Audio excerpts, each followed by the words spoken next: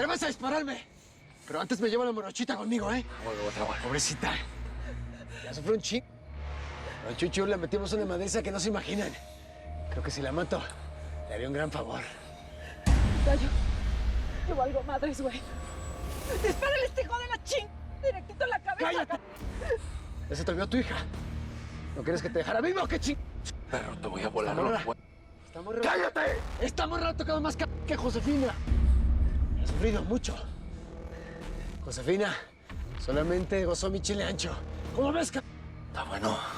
Antes de matarte, te voy a volar los huevos. Pero te has metido con todas las mujeres de mi familia. Tranquilito, gallo. Mira, no lo ves así. Piensa que somos hermanitos. Hermanitos de leche. Mira, pero la próxima te vuelo la cabeza. Suelta a Araceli.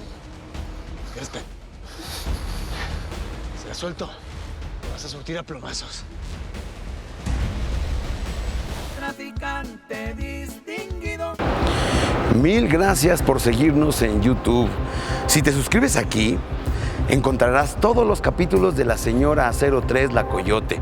También puedes visitar telemundo.com, donde encontrarás todos los capítulos de esta superserie.